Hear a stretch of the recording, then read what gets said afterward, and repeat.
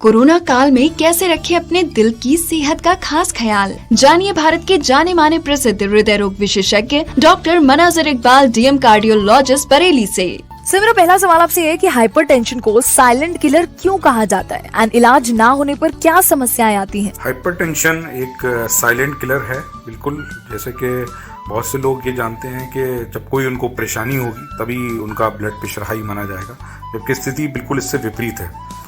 जैसे मैं उदाहरण के तौर पे बताना चाहूँगा कि भारत में एक स्टडी हुई थी जिसमें ये पता लगाया गया था कि करीब 22% लोग 20 साल से कम उम्र के थे, 44% लोग 20 से 44 साल की उम्र के थे, और हमारी अपनी प्रैक्टिस में भी 40 साल की उम्र के आसपास करीब 40% लोगों को ब्लड प्रेशर होता है, और 95% लोग ऐसे होते हैं जिनको कोई सिम्टम नहीं होती, कोई परेशानी नहीं होती है, और 45 साल के उम्र के करीब पहुँचते पहुँचते करीब 50% लोगों को सिम्टम होता है। तो अगर हम ये सोचें कि अगर हम 50% की एज के पास 95% लोग ऐसे होंगे जिनको कोई सिम्टम नहीं होगा, कोई तकलीफ नहीं होगी हाई ब्लड प्रेशर के बाद, तो ये डाटा बड़ा डेंजरस है इन द फैक्ट कि अगर ये आगे चल के ये इनको दिक्कत होती है तो क्या क्या परेशानियाँ हो सकती हैं। जैसे कि ब्रेन को अगर हम देखें तो वहाँ ये फालिज स्ट्रोक कर सकता है, ब्रेन हेमरेज कर सकता है, आंखों में प्रॉब्लम कर सकता है, हार्ट में हार्ट फेलियर, हार्ट अटैक कर सकता है, किडनी फेल कर सकता है, शरीर की और धमनियों में रुकावट कर सकता है जिनको हम पेरिफेरल आर्टरी डिजीज बोलते हैं। तो ये सब दिक्कतें इससे हो सकती हैं।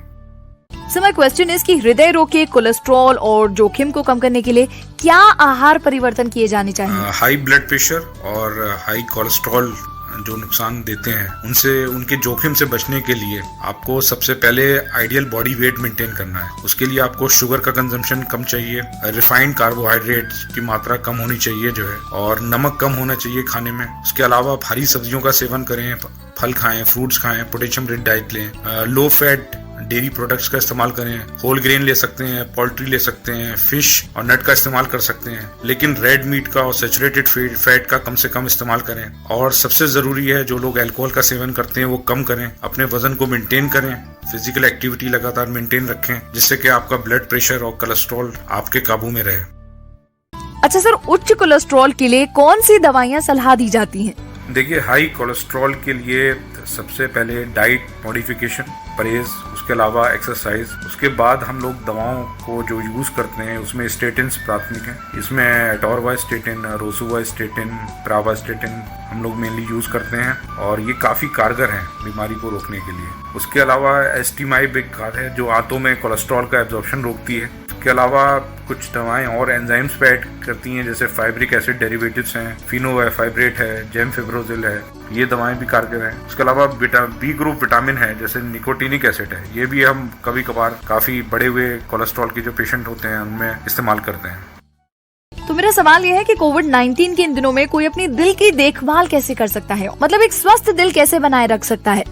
देखिए, कोविड-19 के समय जब स्ट्रेस बहुत बड़ा हुआ है तो दो तरीके का स्ट्रेस है, एक तो फिजिकल है, एक मेंटल है। मेंटल में भी कई प्रकार के स्ट्रेस है, एक तो फाइनेंशियल स्ट्रेस है, दूसरा डिजीज से भी, कोरोना डिजीज से है, दूसरे खुद पेशेंट को अपनी बीमारियों की वजह से स्ट्रेस है। तो इनको डी स्ट्रेस करने के लिए एक तो आप हेल्दी डाइट प्लान करेंगे, फ्लोर एक्सरसाइज जो लोग कर सकते हैं वो करें, जो योगा कर सकते हैं वो योगा करें, जो नमाज पढ़ सकते हैं वो घर में नमाज पढ़ें, इंडोर गेम्स आप इंजॉय कीजिए।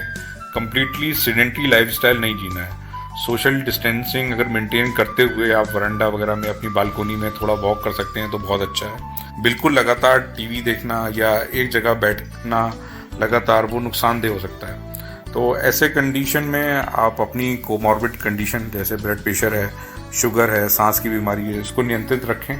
अपने घर पे ही ब्लड प्रेशर और शुगर का लगातार मॉनिटरिंग करें, अपनी दवाएं समय से लें, समय से उनका सेवन करें, और फ़ोन पर अपने मित्रों और रिश्तेदारों से संपर्क बनाए रखें।